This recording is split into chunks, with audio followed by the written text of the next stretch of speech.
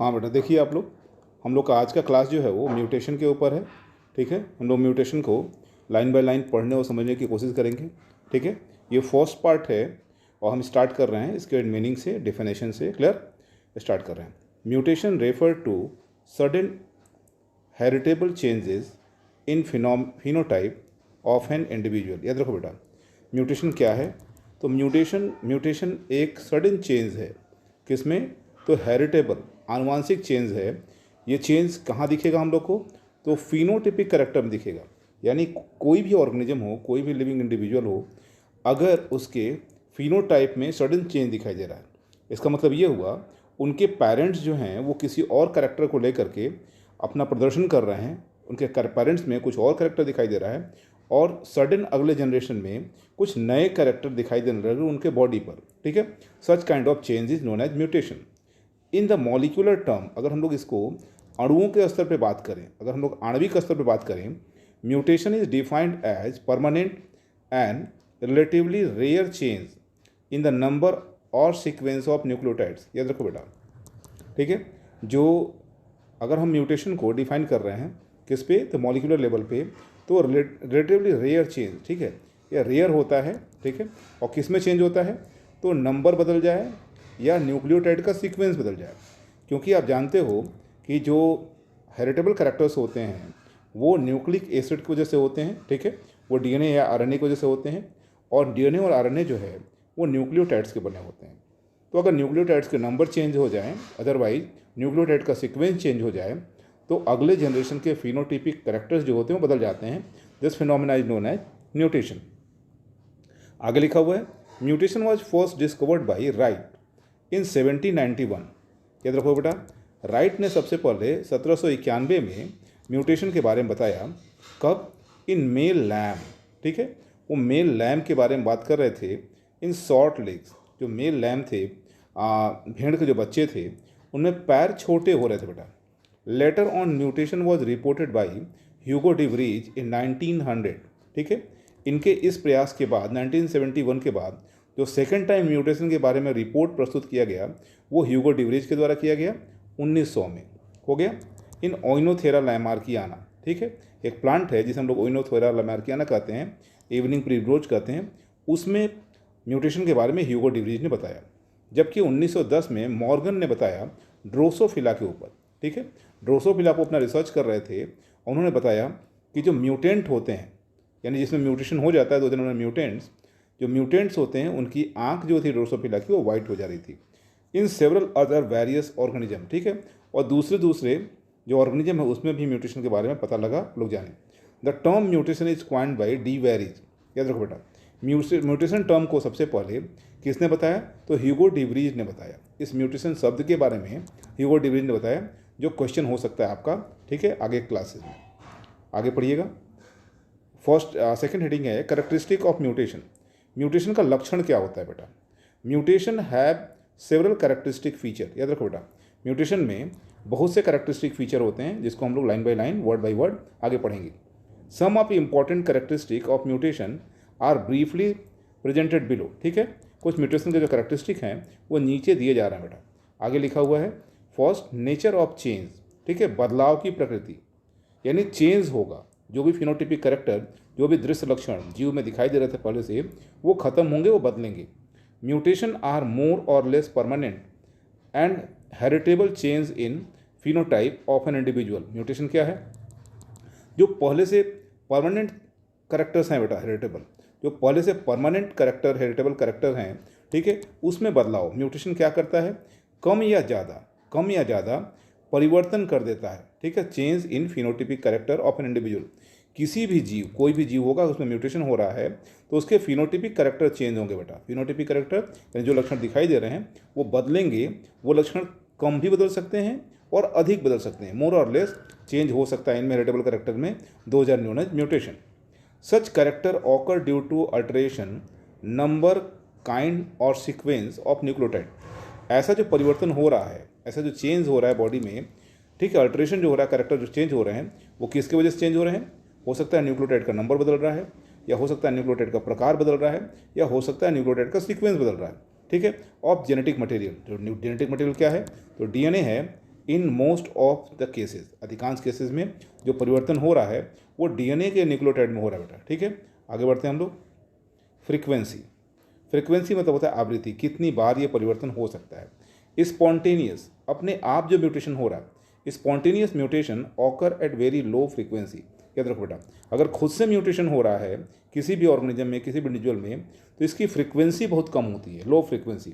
ठीक है, however the mutation rate can be enhanced many fold by use of physical and chemical mutagens. याद रखो बेटा, खुद से अगर म्यूटेशन हो रहा है, स्पॉन्टेनियस म्यूटेशन है, तो ये इसकी फ्रीक्वेंसी बहुत कम होती है। यानी 100 ऑर्गेनिज्म में अगर म्यूटेशन हो रहा है खुद से, तो हो सकता है एक आध में म्यूटेशन हो। लेकिन अगर आप फिजिकल या केमिकल म्यूटाजिन के एक्सपोज करा रहे हैं, अगर उस ऑर्गेनिज्म के आसपास उस पॉपुलेशन में अगर आप स्पेशली फिजिकल या केमिकल म्यूटाजिन प्रोवाइड कर रहे हैं, तो म्यूटेशन की फ्रीक्वेंसी बढ़ जाएगी बेटा। आगे, the frequency of mutation of a gene calculated as follow. इसे हम लोग कैलकुलेट कर सकते हैं, जैसे frequency of gene mutation m/m+n। ठीक है, इसमें m क्या है, number of individual expressing mutation for a gene. ठीक है, एक जीन के लिए जिनमें म्यूटेशन हुआ है उनके नंबर को m दर्शाया गया है। एंड n किसे बोला, number of normal individual in population. तो नॉर्मल इंडिविजुअल जितने भी हैं वो पॉपुलेशन में अगर निकालेंगे तो फ्रीक्वेंसी रेट इसे निकल जाएगा। क्या है, म्यूटेशन m/m+n2, m+n। ठीक है, आगे हम लोग बढ़ रहे हैं कि म्यूटेशन रेट क्या है बेटा। ठीक है, हम लोग आगे बढ़ रहे हैं। Mutation rate vary from gene to gene. याद रखो बेटा, जरूरी नहीं है कि सारे जीन एक जैसा ही म्यूटेशन रेट शो करें। अलग अलग जीन में अलग अलग तरीके से, अलग अलग स्पीड से, फ्रिक्वेंसी से म्यूटेशन हो सकता है। Some gene exhibit high mutation. कुछ जीन्स ऐसे होते हैं जिसमें म्यूटेशन बहुत ज़्यादा होता है। Mutation rate than other gene, दूसरे जीन्स की तुलना में उनमें म्यूटेशन बहुत तेज होता है। Such genes are known as mutable genes. याद रखो बेटा, जिन जीन्स में म्यूटेशन बहुत ज़्यादा होता है, हाई म्यूटेशन की कैपेबिलिटी जिसमें होती है, उसको क्या बोला, उसको बोल दिया है म्यूटेबल जीन्स। उसे म्यूटेबल जीन कहा जाता है। जैसे लिखा हुआ वाइट आइज इन ड्रोसोफिला, यानी ड्रोसोफिला मक्खी जो है उसके सफ़ेद आँख का जो जीन है वो म्यूटेबल जीन है। उसमें म्यूटेशन की कैपेबिलिटी जो होती है, जो रेट जो होता है, ज़्यादा होता है। In some of genome some genes enhance the natural mutation rate of other genes. ठीक है, होता क्या है, कुछ जीनोम्स में कुछ जीन जो होते हैं, ठीक है, उसमें नेचुरल रेट के तुलना में ज़्यादा म्यूटेशन की कैपेबिलिटी होती है। अगर ऐसा कोई जीन है जो किसी दूसरे जीन का म्यूटेशन करवा सकता है, such gene are term as mutator gene. याद रखो बेटा, such gene are known as mutator gene. फिर देख रहे हैं हम लोग, some genes enhance the natural mutation rate of other gene. याद रखो बेटा, कुछ जीनोम के बाद में बात कर रहा है। कुछ जीनोम के पास कुछ ऐसे जीन्स होते हैं जो क्या करते हैं, दूसरे जीन के म्यूटेशन रेट को इन्हेंस कर देते हैं। फिर से ध्यान रखो, सम जीनोम, कुछ जीनोम में कुछ जीन ऐसे होते हैं जो बढ़ा देते हैं, इन्हेंस कर देते हैं। क्या बढ़ा देते हैं, नेचुरल म्यूटेशन रेट, प्राकृतिक रूप से जो म्यूटेशन हो रहा है उसके रेट को बढ़ा देते हैं। किसका बढ़ा देते हैं, दूसरे जीन के म्यूटेशन रेट को बढ़ा देते हैं। ऐसे अगर कोई जीन्स हैं उसे बोलते हैं म्यूटेटेड जीन। याद रखो बेटा, इसे म्यूटेटेड जीन। तो दो तरह का जीन्स हो गए, एक म्यूटेबल जीन्स जिसमें म्यूटेशन की फ्रिक्वेंसी होती है बहुत ज़्यादा, दूसरा कुछ ऐसे जीन्स होते हैं जो दूसरे जीन्स में म्यूटेशन करवा देते हैं, उसे म्यूटेटेड जीन कहा जाता है। The example of mutated gene, ठीक है, एक एग्जाम्पल दे रहा है, the example of mutated genes. Clear, हम बात कर रहे हैं एग्जाम्पल ऑफ म्यूटेटेड जीन्स। ठीक है, is dotted genes, is dotted maize. याद रखो बेटा, मक्के के जो जीन्स हैं, ठीक है, और वो भी डॉटेड, जो dotted in some cases some genes decrease the frequency of spontaneous mutation and other genes. याद रखो बेटा, कुछ जीन्स ऐसे होते हैं जो क्या करते हैं, कम कर देते हैं। Some genes decrease the frequency of spontaneous mutation of other genes, यानी अपने आप म्यूटेशन होने की जो कैपेबिलिटी है उसको कम कर देते हैं बेटा। कुछ जीन्स ऐसे हैं जो कम कर देते हैं, उनको क्या बोलता है, इन द सेम जीनोम, उसी जीनोम में वो रहते हैं और वो दूसरे जीन के म्यूटेशन की कैपेबिलिटी को कम कर देते हैं। ऐसे जीन्स को refer to as antimutator gene. याद रखो बेटा, वो म्यूटेशन की कैपेबिलिटी को रोक दे रहे हैं, ठीक है, कम कर दे रहे हैं, इसे एंटी म्यूटेटर जीन्स कहा जाता है। आगे, such genes have been reported in bacteria and bacteriophage. ऐसे जीन्स बैक्टीरिया और बैक्टीरियोफेज में देखने को मिलते हैं। कैसे जीन, तो एंटी म्यूटेटर जीन्स आपको बैक्टीरिया और बैक्टीरियोफेज में देखने को मिलते हैं। आगे लिखा हो बेटा direction of change. Direction change क्या है? Mutation usually occur from dominant to recessive alleles. याद रखो बेटा, म्यूटेशन जनरली हो क्या रहा है कि इसका जो डायरेक्शन है वो अगर म्यूटेशन करने का जो डोमिनेंट जीन है उधर से रिसेसिव जीन की ओर मूव करता है, या बोल सकते हो wild type two mutant alleles. Wild type two mutant alleles यानी कुछ ऐसे जीन्स हैं जो वाइल्ड टाइप जीन्स हैं उसमें म्यूटेंट एलील की तरह मूव करता है। However the reverse mutation are also known. कुछ ऐसे म्यूटेशन हैं जो वापस हो जाते हैं, यानी एक बार करेक्टर चेंज हुआ फिर वापस नॉर्मल हो जाएगा, जैसे notch wind and bar eigen Drosophila. याद रखो बेटा, एक बार इसमें म्यूटेशन होता है, देन म्यूटेशन का करेक्टर वापस चला जाता है। ठीक है, अगला हेडिंग है effects. The mutation are generally harmful to organism. याद रखो बेटा, म्यूटेशन जब भी हो रहा है तो वो नुकसानदायक है। Mutation are generally harmful to organism. In other word most of the mutation है डिलेटेरियस इफेक्ट। याद रखो बेटा, म्यूटेशन जो है वो हार्मफुल होता है, और अगर हम ये कहें कि म्यूटेशन जो होता है अधिकांशतः, ठीक है, वो डिलेटेरियस इफेक्ट डालता है, यानी कैरेक्टर्स को गायब कर देता है या नुकसान कर देता है। Only about 0.1% of induced mutation are useful in crop improvement. केवल 0.1% ही म्यूटेशन है, वो भी कैसा म्यूटेशन? इंड्यूस म्यूटेशन, जो मैनमेड म्यूटेशन होता है, are useful in crop improvement. ठीक है, फसलों के महत्व को या फिर उनके गुणवत्ता को बढ़ाने में हेल्प करता है।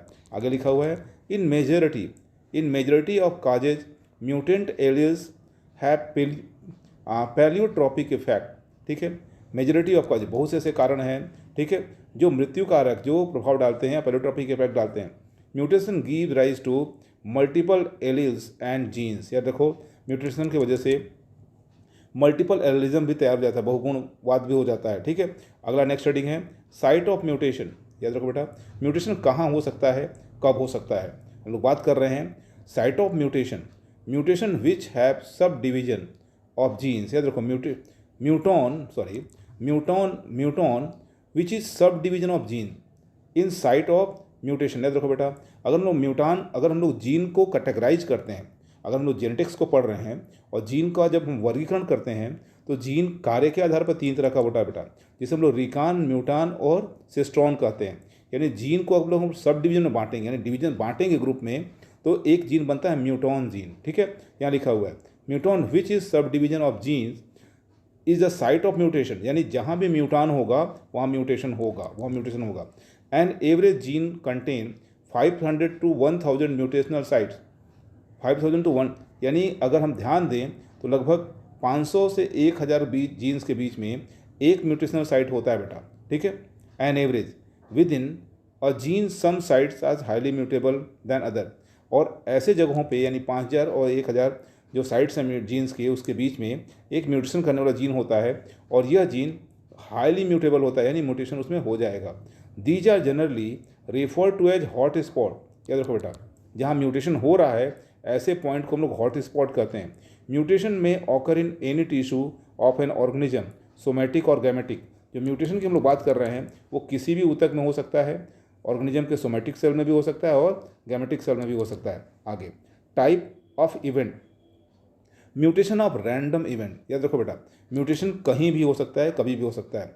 दे में ऑकर इन एनी जीन, ये किसी भी जीन में हो सकता है, इन एनी सेल हो गया, and at any stage of development of an individual. याद रखो बेटा, म्यूटेशन जो है वो रैंडम होता है। ठीक है, ये जो होता है वो किसी भी जीन में हो सकता है, किसी भी कोशिका में हो सकता है और जीवन के किसी भी स्टेज में हो सकता है। याद रखो बेटा, रिकरेंस में क्या है? The same type of mutation may occur repeatedly again and again different individual of same population. याद रखो बेटा, जो म्यूटेशन है एक ही जैसा म्यूटेशन बार बार रिपीट हो सकता है, एक ही जैसे बार बार रिपीट हो सकता है, अलग अलग मेंबरों में, पॉपुलेशन के अलग अलग सदस्यों में एक ही जैसा म्यूटेशन हो सकता है।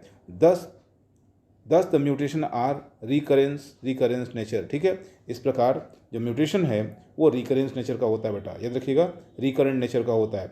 अगली हेडिंग हम लोग की होगी नेक्स्ट वीडियो में क्लासिफिकेशन ऑफ म्यूटेशन। इसको ध्यान से देखिएगा, ये फर्स्ट वीडियो है, इसको कम से कम 1-2 बार रिवाइज कीजिएगा और देन नेक्स्ट वीडियो हम थोड़ी देर बाद अपलोड कर देंगे क्लासिफिकेशन ऑफ म्यूटेशन के ऊपर। ठीक है बेटा।